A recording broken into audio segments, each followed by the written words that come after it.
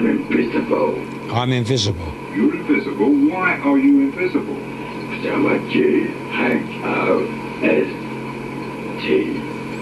Because I'm a G-H-O-S-T.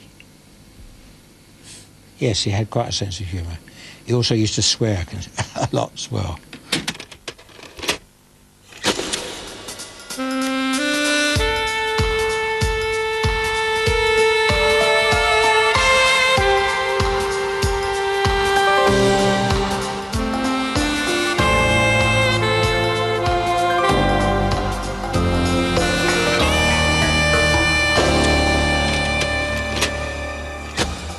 I'm Maurice Grosse, and I'm one of Britain's leading psychic investigators. I'm 76 now, and still on the trail of ghosts and poltergeists.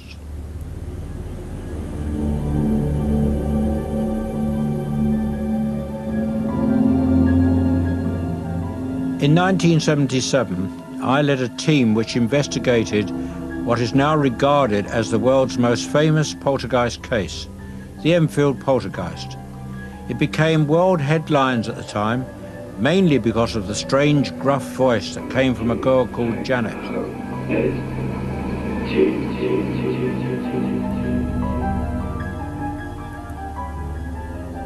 Hollywood soon got in on the act, and the makers of several box office hits acknowledged a debt to my case in Enfield. I've never been able to forget that voice. He called himself many names, but mostly Bill or Fred. I still listen to the 180 hours of tapes I recorded during the investigation. Bow, bow, bow, the pub, check you down the street. Merrily, merrily, merrily, merrily, lovely pub to drink. Now f***ing now. This voice is coming from an 11-year-old girl. Well, perhaps, Guy, perhaps you've got something to say to them. Yeah. I'd like to know how you make this noise without bashing Janet's vocal cords to pieces. If I do it for half a minute, I get a sore throat. Goose chasers here. And we found that on analysis, the voice was not made by the larynx, the voice box, but by the false vocal fold, which is above the larynx. And you only use that when you lose your voice and you talk like that. Well, if you talk like that for more than a couple of minutes, you start getting a sore throat. Talk like that for 5 minutes or so and you're going to start doing damage to your throat. And yet this voice used to speak up to 3 hours at a time. Not continuously, of course, but up to 3 hours at a time without the girl showing any distress at all. Absolutely remarkable. The voice was just part of it. The girl levitated, going from horizontal to vertical in a sixth of a second. Furniture was thrown around the rooms. The house was swarming with journalists. But after 4 days, they were baffled and frightened and called my team for help. A policewoman gave a sworn affidavit of the extraordinary activity she witnessed. Even the ghost chipped in. The death certificate confirmed the truth of what the ghost was saying. Many objects materialized out of thin air. Spoons were bent. Fires broke out spontaneously in the impoverished family's home. The family had to endure practically every known phenomena in a poltergeist case. They were traumatized. They didn't benefit financially and were ostracized by many of their local community. The Enfield poltergeist menaced that family for 18 months. It nearly destroyed their lives. I'm going back to see them for the first time in 20 years. Janet, the girl at the centre of it all, prefers to remain anonymous, but I spoke to her mother and sister. Well, here I am at this famous house in Enfield, and here you see Margaret and her mother, who were very, very involved in this case. You remember the day I first came?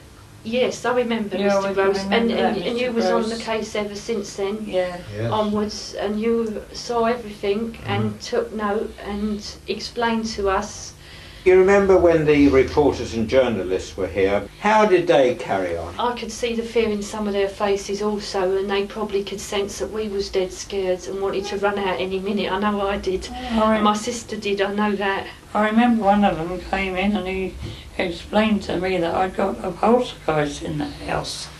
And I said, what on earth's that? And I nearly fainted when he told me.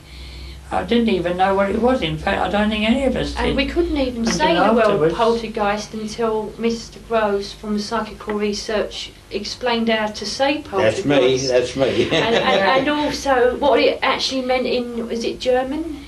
Was it? Yeah, poltergeist, noisy spirit. In the meaning of it effect, also, which he explained to us. What do you say to people who say to you, with you children playing around, what do you say about that? I say that's a matter of opinion. If you haven't experienced it, you're going to say that, but it did really happen. It upsets me deep down to think that they can't give us an open mind, the ones that just put it down completely. But all I can say to them is I wish they can experience the same thing as what we went through. They certainly wouldn't say it was false or fake or it was child playing or anything of that kind. The welfare of people at the centre of poltergeist activity is very important. I believe that most poltergeist activity is actually caused by very high levels of stress. Occasionally you get paranormal entities interacting with us. And this is what I think happened at Enfield. I haven't spent all my years searching for the paranormal. Like everybody else, I had a normal life to lead. When I left school, I was a commercial artist. I did 2 years apprenticeship. You can see on the pictures on the wall, well, actually, they are my pictures that I have done. I turned into quite a good commercial artist, in fact. But then the war was looming, and I joined the Royal Artillery, super heavy guns. We had to make a hasty retreat back to Dunkirk, with of course thousands of other troops. And we were bombed and blitzed to hell there. It really was rough going. I suppose I was one of the reasonably lucky ones. I got off on a destroyer. I met Betty at a tea dance in Marble Arch. Always very taken with her right from the word go. And it was on a Sunday, and I met her on the Sunday, proposed to her on the Thursday, and in 10 weeks we were married. Because everybody said at the time, oh, these war marriages, it would never last, it would never last. Well, I don't know, perhaps it won't. I mean, it's only 51 years now, so I suppose I think I can say it lasts. We've had a good life.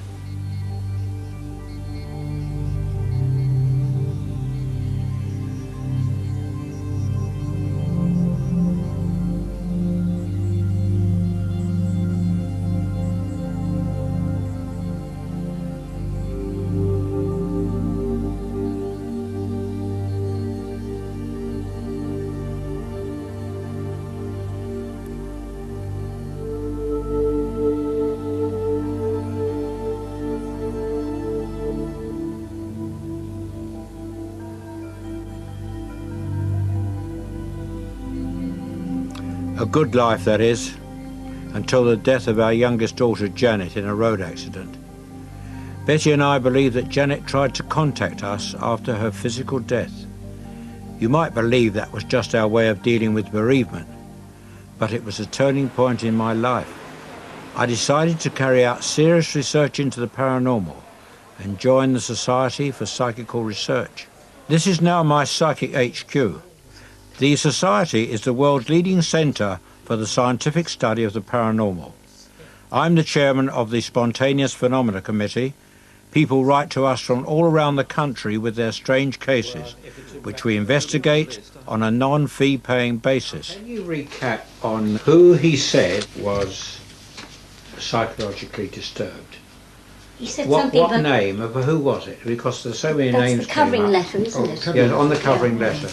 There's so many people mentioned there. Yes, I was wondering that. Expert in the early 60s and a retired university lecturer. Well, I think we can dispense with that case then, yeah. We had a letter from a woman in Watford She claimed her clothes were being severely damaged and sometimes disappearing altogether. Shirley had submitted herself to psychiatric treatment, but there was no explanation. She now keeps her clothes in padlocked cupboards. Only her husband has the keys. In desperation, she contacted our society. Hello, Shirley. Hello, nice to see you. Hi. Hello, all right, thank you. Hello, Doggy. Oh, it's great. Hello. Go in. Hello. They're wonderful dogs. They're very, very intelligent. Go upstairs and just let me show you. You know I'm making a video diary, Phil. You've no objection to us using some of this. We won't use much of it, but some of it you haven't. No objection at all, Maurice. Right, OK, thank you. And here the famous padlock wardrobe.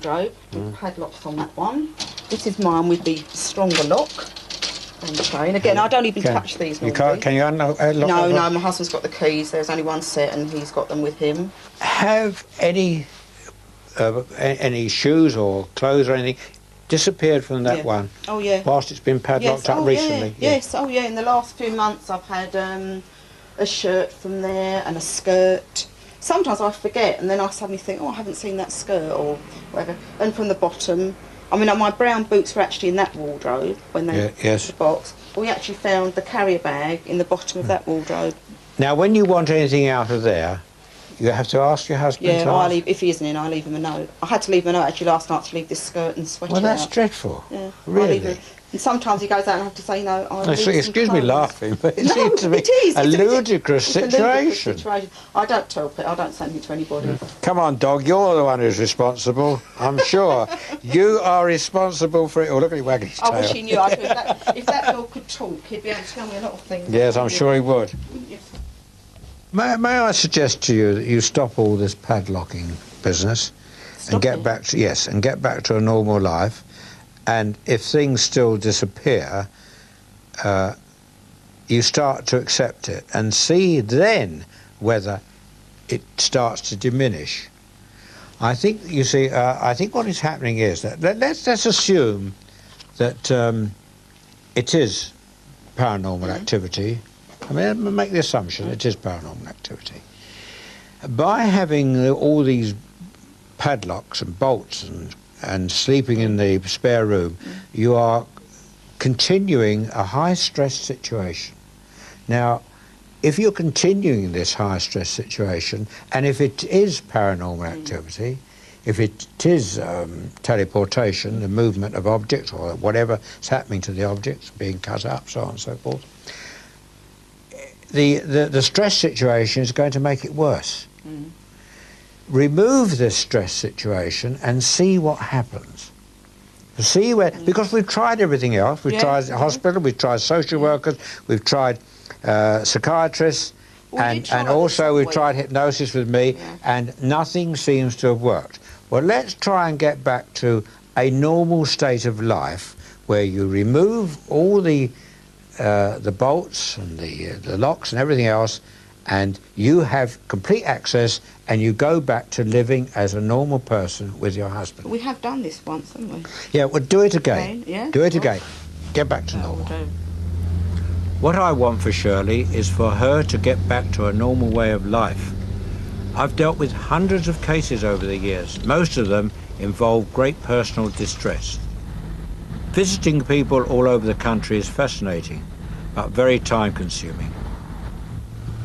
I have to fit everything in with my regular work as an industrial designer and inventor. My latest project is a cost-effective poster machine for use in public places around the world. This is the workshop where I worked on this machine way back in the late 60s. Much later on, I repatented it with all new ideas. It's a very easy machine to work. Posters are hung into the machine. The machine automatically changes the posters. It adjusts itself for any number of posters you put in, up to 24. And this lot you see there is going out to New Zealand. The demand for my invention is growing all the time. I now have to make sure it's patented for the international market. That's my big poster machine, the result of many years of hard work. We run out of 4-star. No, I have to go down the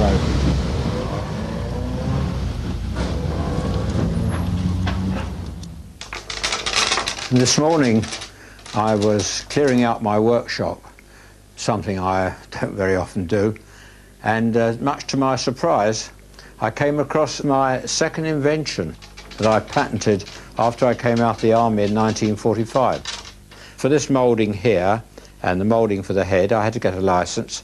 Eventually, after much trouble, I got one, and I made a few hundred of them, and they were quite successful. In fact, the Duchess of York at the time, she bought a couple for her children, and that rather set me off on the inventing trail.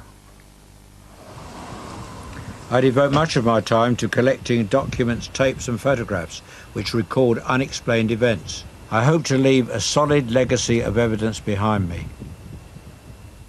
One of my main interests in parapsychology, especially in the last 3 or 4 years, has been the examination of anomalous photographs, that is, photographs that really have no explanation. And here I'm just duplicating them for transparencies for my lectures. This is an ordinary photograph of a group of holidaymakers in the Austrian Tyrol. It was taken with flash, but seconds before this photo was taken, another photo was taken when the flash didn't go off. And this is it. If you can't spot the difference, here it is. An extra person there, quite solid, 15% too big, seated behind the beer glasses. No one knows who she is. One of the world's top experts in detecting fraudulent photographs, Vernon Harrison, has scrutinised the negatives and says they're absolutely inexplicable. As I say, top experts looked at it, and I am personally convinced that that is an apparition, a real apparition, a solid one. One of the best photographs I think we'll probably ever get.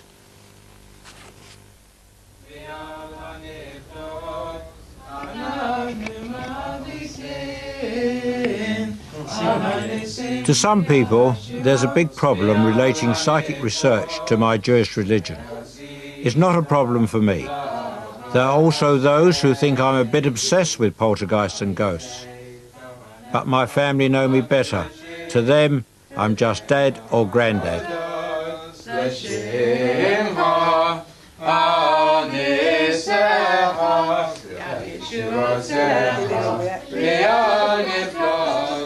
My work as an industrial designer and my investigations into the paranormal are a big part of my life. But my family, my friends and my religion are much more important to me than anything else. Do you remember Jinx and the Misses, Pixie and Dixie? Oh, Misses. They got them as well. We're watching them all, aren't we, Susie? This is my youngest grandchild. Yes. I love it when we get together as a family, but sometimes Betty and I are conscious that Janet isn't here.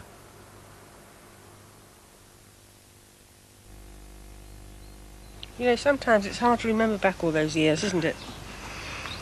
She left school. Yes, she was born in 53. Janet was born in 53, dear. 53, yeah. That I won't forget. Yeah. Yeah, she was born in 53. Actually, she was always a very strong-willed child. She did what she wanted to do, but she was a little character, you know, even in those days when she was little. She wouldn't be left behind, would she? No, she was a lovely child. She kept up with the other two, and she was such a tomboy. I could only remember her as a vital human being, of which she was. I mean, she's a wonderful child, and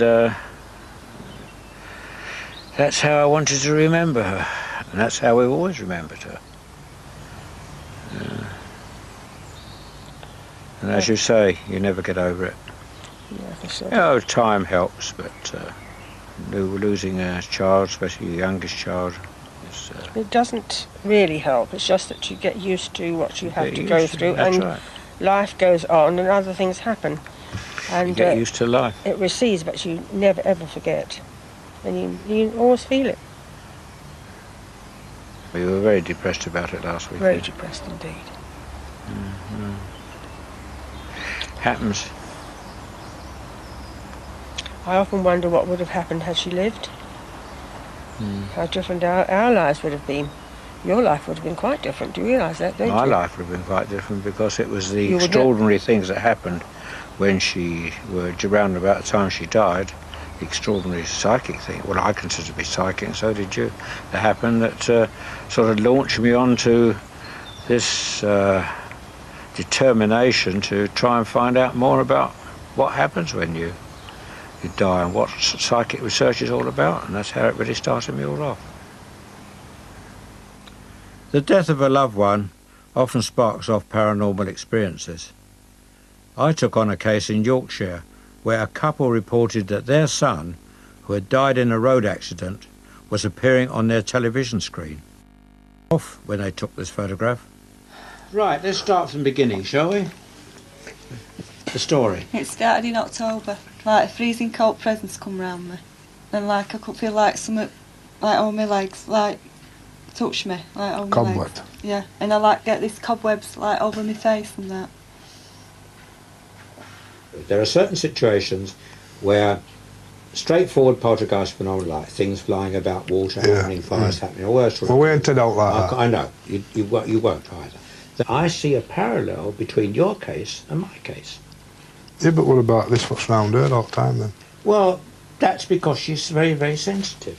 Why should psychokinetic activity happen round me? No, but all the she time? can sit in that chair and say, if it's you, Sean, touch my hand. Yeah, I know. And someone touches her hand. Yeah, well, okay, fair enough. And yeah, you've said that, yeah. So what's your interpretation? That it's Sean about. Well, I know there's somebody there, but I don't know. Well, okay, but you see, in the end, it must be with you. If you believe that is your son, then so be it. What else are you looking for? I think we'd better go back to the beginning of the story about your son. He took the car out to his mates down Castleford, and then when he got to Ferrybridge Power Station, he's coming round this bend and he hit a little bridge in a field where he went off-road. And then police come and told us that this could be our lad. So we went to hospital and see him to identify him, and then put him on life support machine. It's up, so nobody knows these things till they've gone through it, do they? Oh, goodness, it's the most terrible thing. I mean, for parents to be here, you say to yourself, why am I here? My child's not. Well, you know what you're feeling. Well, I know. We're supposed to go first, aren't we? That's it. That's it. It's the most terrible thing. It's against nature. Yeah. I feel for you. You don't know how much. Very emotional about it, I might tell you. And I'm not usually an emotional person. But I know how you're feeling. Terrible. It brings it all back to, in fact, sitting here talking to you, brings it all back to me. Terrible.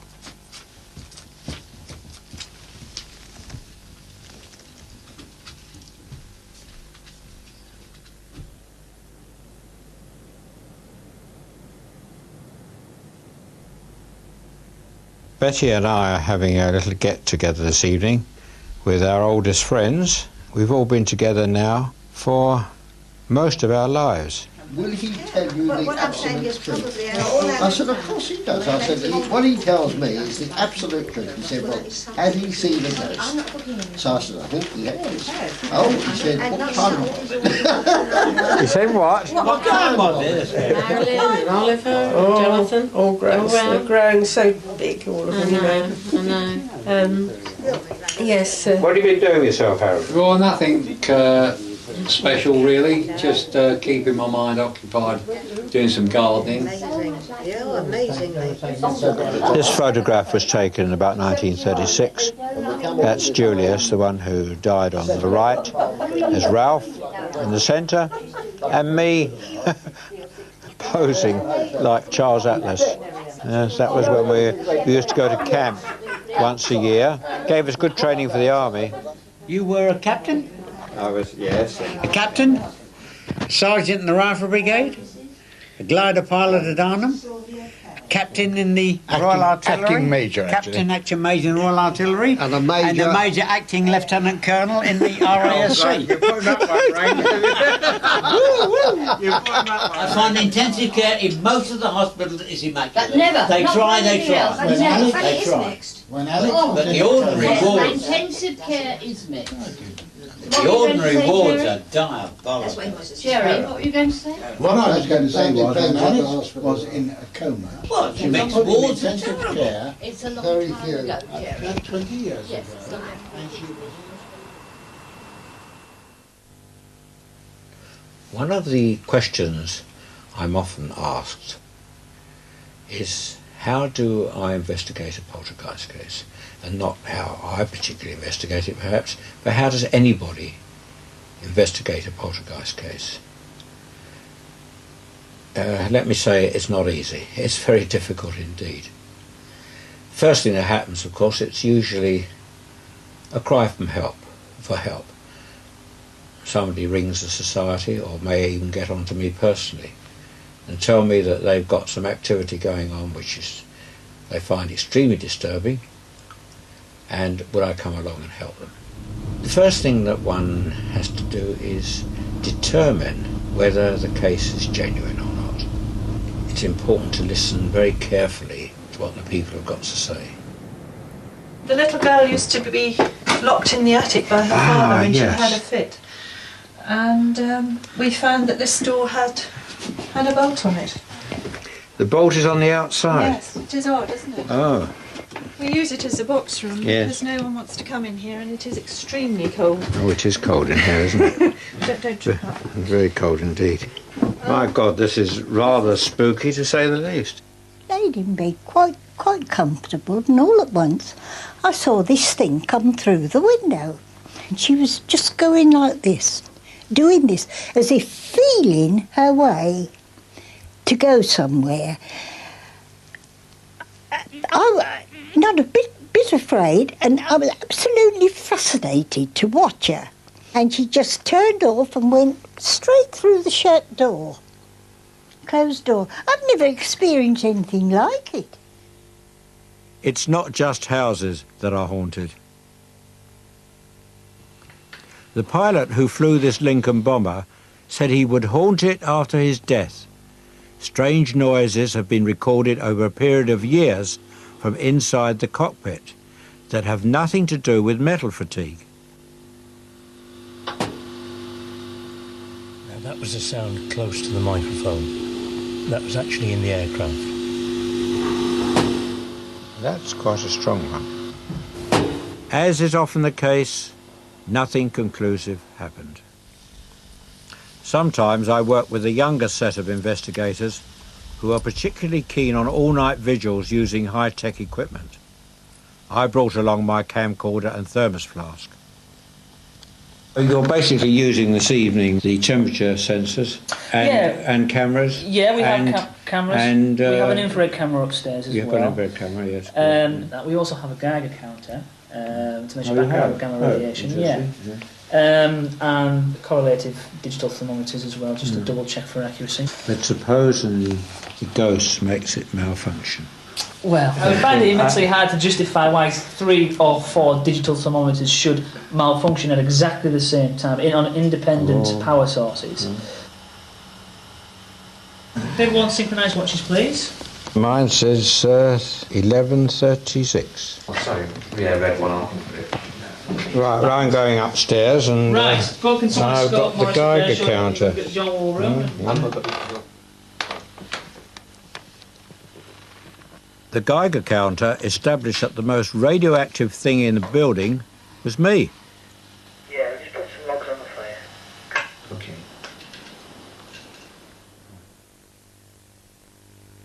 Members of my society work closely with mediums to test their abilities. I am not a spiritualist, but I believe that we must work together. Spirit who comes to us, be friendly and protect us from any that would wish us evil.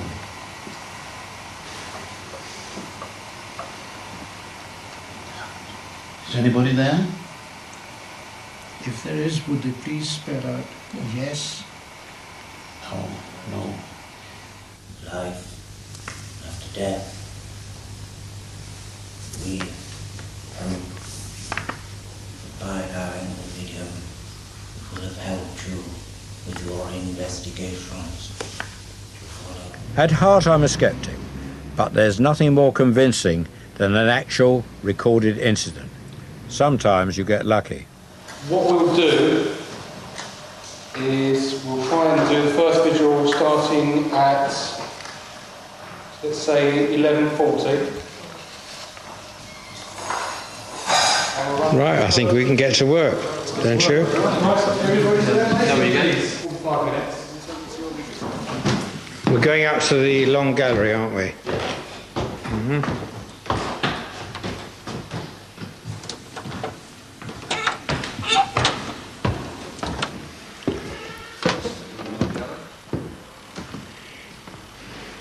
And this is where we're doing the vigil tonight. Various groups are going in various rooms. As it happens, this particular room is set out for a chess tournament which is taking place this weekend.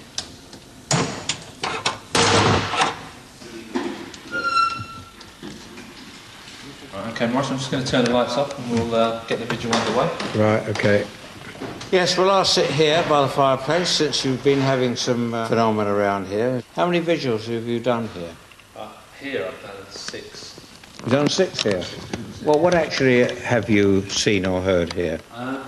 Orchestral music and also a piano playing. The time that I heard the piano playing, I was actually doing the vigil with a couple of girls. And when I heard the music, I jumped up thinking that everybody had heard it because it was so loud. But they say they never heard the music, and you know, as far as I'm concerned, it was as loud as I am talking to you now. What we'll do now is that I'll go to the far end of the room, we'll turn the lights up and see what happens. I settled in for a long night, waiting patiently for nothing to happen, as usual. But then...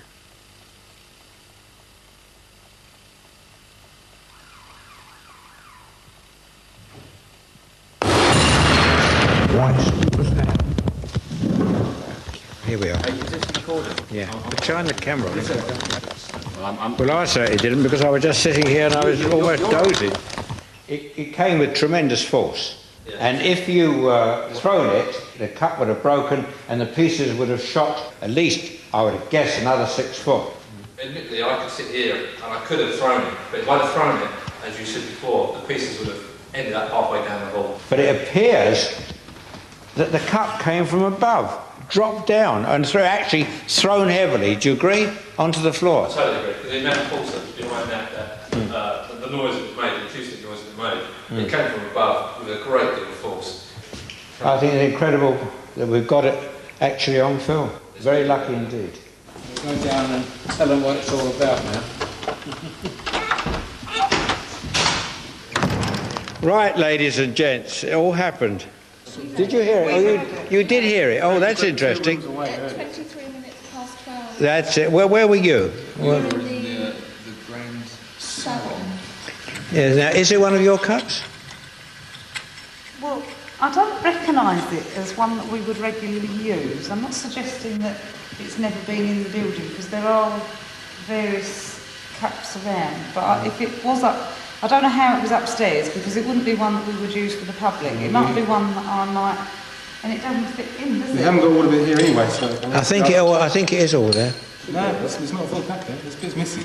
Isn't there? Well, where's the other bit then? We'll go out and have a little search. What did it sound like to you? It sounded to me, if I would have said it sounded to me like a light bulb breaking on the floor, like shattering glass. It's definitely something made of glass or concrete that shattered. You reckon it was on the floor, did you? Did anybody get to the cup quickly? Oh yes, because I shouted out, "What the hell's that?" And we sort of jumped up and got to the cup. Did you pick it up at all? Feel anything? Oh, when I left it, we photographed it and then picked it up. Right, yeah. Got it on film. Yeah. You can hear. I mean, you heard it, didn't you? Hell of a crash. Night, folks. Nice to meet you. Thank you. Many thanks for coming.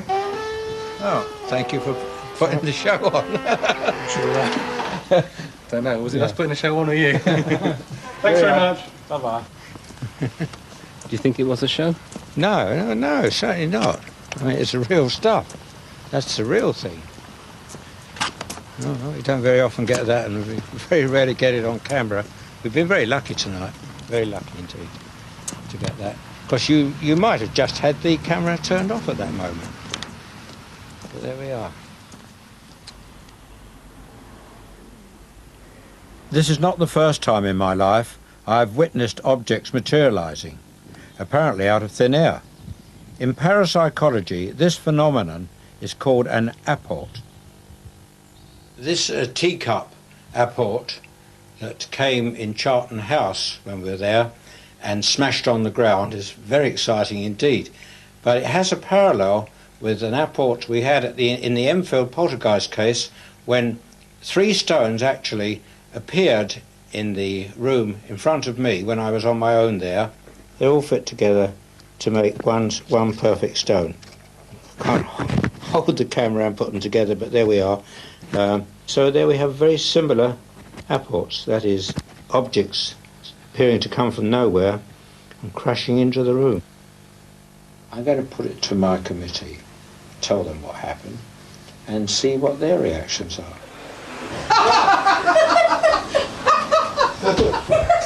It's a good cut. Excuse me, that does not. You don't know anything about trajectories. I was a gunnery officer. Well, trajectories, excuse me, go like this. Trajectories go like that. Yeah, that's right. Like that, and it means you've got to. So it starts off on a low angle, and then yes, when it falls, or you get up close and you do it as though you're a mortar and go up like that. I think we'll all have to hide our eyes and hope for the All right, best. go and do it. But you can't throw it up in the air because nobody could have thrown it up in the air. Why? Because there's nobody there to do it. The other man is 20 foot away. We're positing that there is somebody you don't know about throwing it.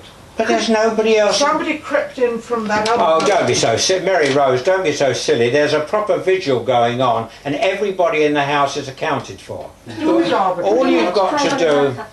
All you've got... I think we should sacrifice a cup in order. Report to council. Breaking cuts. Well, I'm telling you what happened. Well, we don't have a hard surface, do we? But I'm afraid of that glass. Go on, throw it. Thank you very much. This is unbreakable.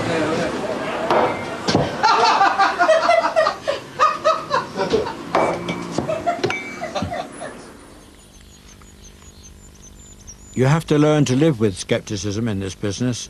I've got an old friend, Uri Geller. He's been at the receiving end of more than most.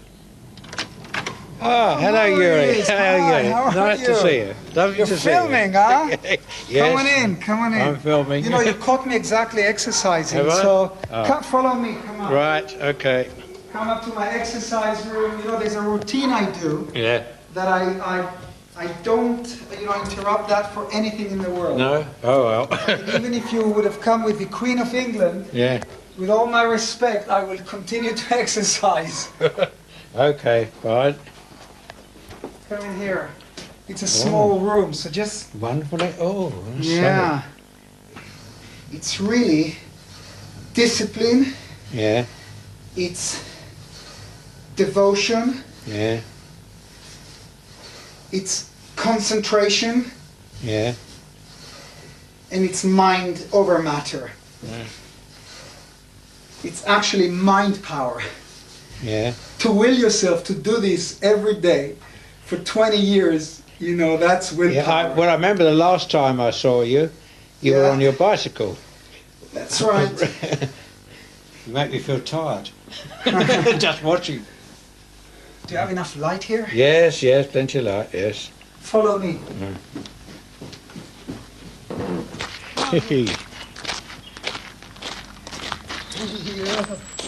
How old is he? How old is the He's little one? just a few months old. Oh, he's gorgeous, This isn't is he? Joker. Joker. Mwah. Oh, is he gorgeous? See, animals are just like human beings. I know that. I'm mean, an animal you know- lover myself. Have you ever seen my car? Ready? Yes. Ta-da-da-dam! Oh my God. Oh, goodness me. God, Adam. See, it brought a smile on your face. These I'll say. 5,000 bent spoons and forks on it. Many of them were bent with my abilities, my powers. See the side, it says peace in many different languages. Oh, Shalom in Hebrew. Yes. In Arabic, in Chinese, French, Spanish. Actually, just came back from the Museum of Israel, where it was exhibited right next to the Dead Sea Scrolls and Henry Moore's. So yes, I'm quite, honored. That, by the way, yes, the rock crystal was given to me by Salvador Dali. Was it really? Yes, I bent a fork for him, and it freaked him out, and he locked himself in a. This was in a hotel in Barcelona, 48 hours, and no one could get him out. In the end, he sort of came out emerging with this rock crystal globe, and he handed it to me. All right. Yeah, lovely. I collect little things. This is a Shabtai doll that is 4,000 years old. I just glued it to the crystal, but this materialized in a cabinet in Rome when we were having dinner in a woman's house. She heard a clang, and this appeared. I couldn't believe it myself. And then I took it to the Metropolitan Museum in New York, and they validated it as 4,000 years old. I collect That's some things present, isn't it? 4,000 years old. See, I collect things that materialize. Okay, as you can see, this is just a very simple boat compass. I mean, I could do it to yours, your compass too. It was chewed by my dog here. You can see that. So I'll just show you what I do. And you can see there's nothing on me, of course, and I can see that. You can look into my mouth, my hair, my hands. I'll move these away. And what I do is I take a deep breath and then try to focus my powers, my energies into the compass. Because it's a delicate instrument, hopefully it'll move. But you help me do it. No, I help One, you do it. 2, 3, move! Go, go, go, go! Look at that. Did you see how many degrees it moved? Yes, I did. And this is real. Almost 5 degrees. This is very good. Now you can imagine for scientists when they lay out magnetometers and electrometers and all those things. Just show your hands to the camera. Oh yeah, no, it's. Let's try it together, shall we? Okay. Let's try it together. 1, 2, 3, move! Go! Go! Go! Go! No, it's less now because I'm tired. I realise. If I do it again, it's going to be now less and less because it drains me. I hope you saw it move. Yes, no question. Okay, now I'd like you to just tell me something, because we all suffer in parapsychology. We all suffer from the skeptics. Yes. What do you think about the attitude of some of the skeptics? Well, for many years I decided I ignored them because I always followed that old sentence that said, no matter what they write about you, as long as they'll spell your name correctly is always good. Now, up to a point, it is true. But when very serious libel and lies were written, and suddenly I became a father, I said, enough is enough. And then I did take, some of my very vicious critics to court, and I won. I mean, I've got my own ideas about the criticisms that are levelled at me. Yes. But what do you think is the reason for this vicious attack on people who are involved in psychic research? One is jealousy and envy. 2 is fanatism, extreme disbelief. 3, which is the main thing, money. The critics make money off you by attacking you. You understand me? I do understand, because I've actually heard this said before. Yeah, they lecture, yes, blah, blah, it goes on.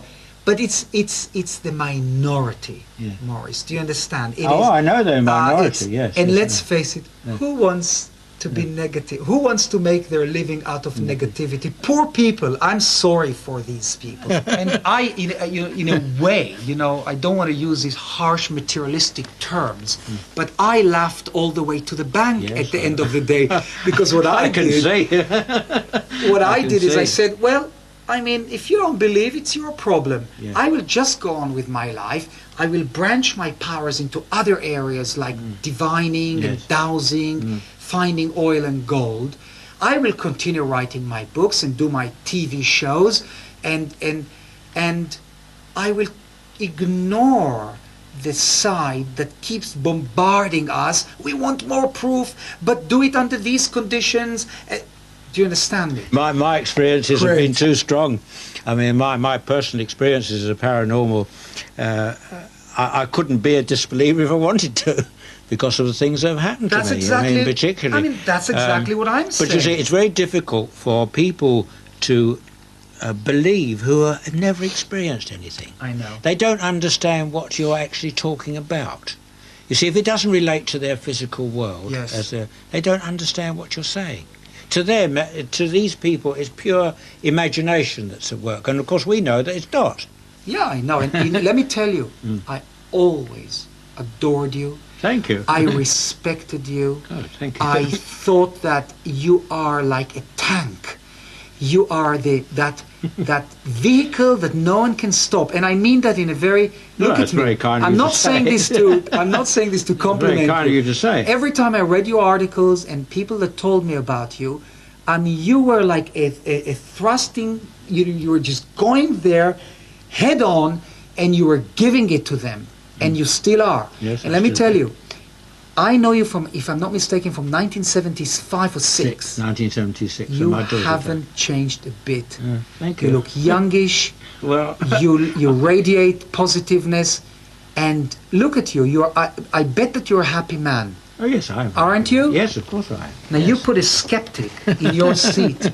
Yes, he I won't am. tell you that he's a happy. Yeah, they will lie. I have. I'm a happy man. I've enjoyed life. I've enjoyed my family. That's I've enjoyed. it. But through your little amateurish camera here, it is, you know, although it's for Channel 2, is it? On BBC, you know, we are reaching at least 1 million, maybe 2 million people. And you people out there hear us talk. We're not trying to convince you forcefully. We're just telling you, hey, just open up your mind just a little, and good things will happen to you. Because people who believe, are opening their minds to possibilities that you haven't even thought in your loveliest dream. That will come to you sooner or later, because we're open-minded. Thank you very much, Yuri. Thank you very much.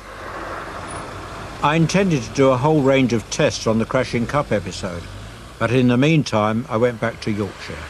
I had to make a second visit to the couple who had photographed their dead son on their television set. The man now believed it might be a picture of his dead mother's face appearing on their television.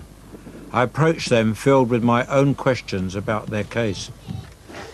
Hello, hello, nice to see you again. Yes. Let's trip up on the step. Perhaps you'll hold the camera for a while for me. Hello. Hello, nice to meet you. Hello, nice to see you Hello. again. And this is from... National Enquirer. Oh, this is the American paper, National Enquirer. And this one is Story of the Week from Woman's Realm. Yeah. Right, another story. And to the best of my knowledge, I don't even remember speaking to this magazine. People are always quoting me about something or other. I know nothing about it. Anyway, it doesn't really matter. What I'm interested in is what I see, and I suppose you're interested in my opinions. Yeah. Well, providing I take your word that the television was off, they're very strange photographs indeed. And there is a resemblance in both of them. One of the photographs could be interpreted as your son, Yeah, definitely. and one could be interpreted as your mother-in-law. And add that to the fact that you say you have these strong feelings and strong contact with your son, and if that's what you believe. Well, I've got my own beliefs on it, and I know he's round me all the time because I can feel him like holding me hand and touching me and that, and with photographs we've got, that's all proof that what we need. It's not for me to say no. I can assure you that. because of the things I've had happen to me, especially recently. Yeah. I should be the last person on earth to say no. Yeah. All I can say to you is that your interpretation could very well be correct. Yeah. The only thing I could say is be careful not to go over the top No. and start interpreting everything that happens as paranormal, because that is a trap you could fall into. Whatever I believed, the important thing is what they believed. Who am I to pass judgment on that?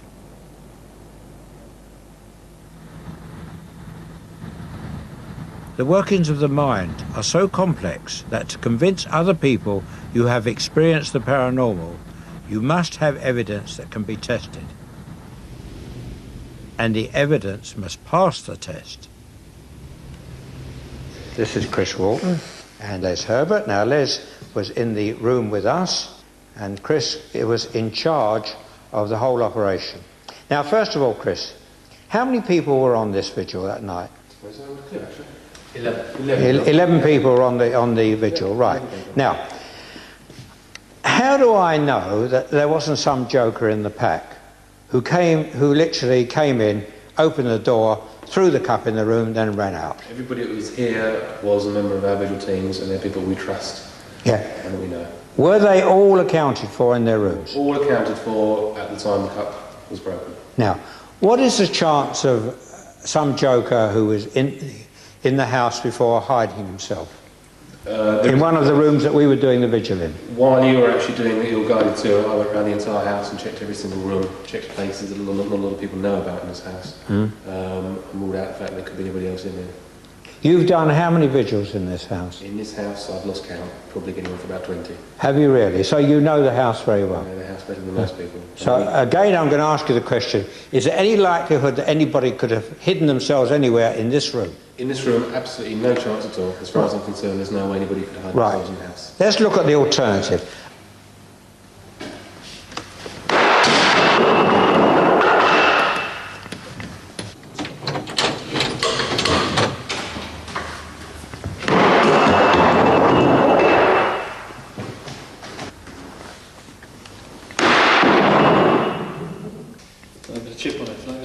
There's not even a chip on it.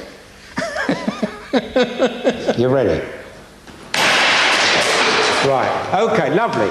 Lovely. He now threw it down onto the floor with force. And look what happened. Now, will you please measure the distance those pieces have gone for me? How far? That's going to be around 11 foot. Right, so in actual fact, that cup broke within a 12-foot radius.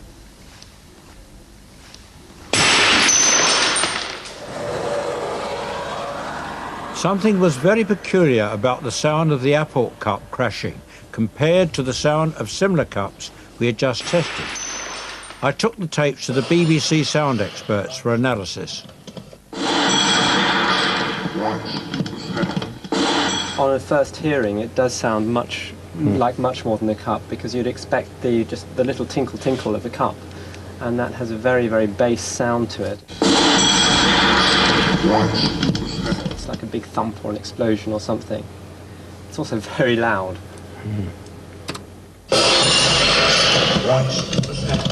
Does it sound like a cup exploding? Quite possibly, yes, it does. There is something else there. There's a big thump. There's a very low bass sound, which you just wouldn't expect, and which you don't get from this. It's very interesting indeed. I think it may begin to prove our point that it was a paranormal airport. Well, I'm sure it was, but still, other people are not so convinced. The more we establish a solid body of scientific evidence, the less likely it is that ordinary people like Shirley from Watford will suffer ridicule. This is a big day for her. I think that finally she's going to take my advice and get rid of her padlocks. Hello, Mrs. Murphy, how are you? Sweeping, you can't. There's a good boy. Let me pick him up. Hello. Hello, young man. Hello. Hello, look, who's that?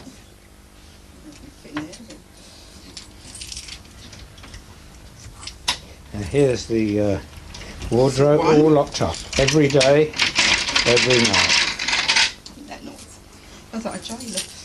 Right. Here we go. How have you been?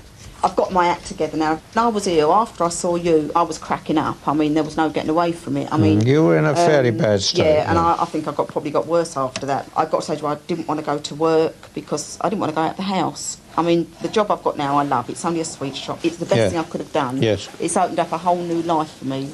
And I'm a different person. I've got my life back. I just can't explain how different I am. Well, I hope that you're glad it's all over now. Oh, yeah, definitely. Well, we hope it's all over. Well, anyway. I hope so, yes. I think it probably is all over now. I mean, I don't think I felt this at ease for a long while. Oh, I'm very pleased that you do. I I've been able to help you in this respect. You know, I can't say I'm 100, obviously, because there are times when you think, oh, you know, I felt good before and we've unlocked things and then it's happened again after, you know, quite a considerable time. So obviously this is always, you know, on the back of your mind, but I just like to see an end to it, just get back to normal life. Good. If you think I'm a stupid old fool chasing poltergeists all over Britain, that's your problem, not mine. The truth is that paranormal events happen to nearly everyone at some stage in their lives. Think about your own life, or people close to you. You may begin to see what I mean. I believe that one of the biggest problems with our subject is the very word we use, the paranormal. It conjures up all sorts of images, and it is a strange word because when you think about it, if a thing happens in this physical world we live in this universe, it must be normal. The problem is we don't understand it, and therefore we call it paranormal. We've only got 5 senses, and all the instruments that we have designed and we use are built to respond with those 5 senses. But if there are other things in this universe, other dimensions, it doesn't mean to say that they don't exist because we don't understand them. They're out there. They do exist because over the last 100 years and more, we have amassed an enormous amount of solid evidence that paranormal activity does actually exist. And we may be on the brink of great discoveries. Discoveries, I believe, that will make all the difference to man's outlook. We may understand life a lot better, and we may understand what death is all about.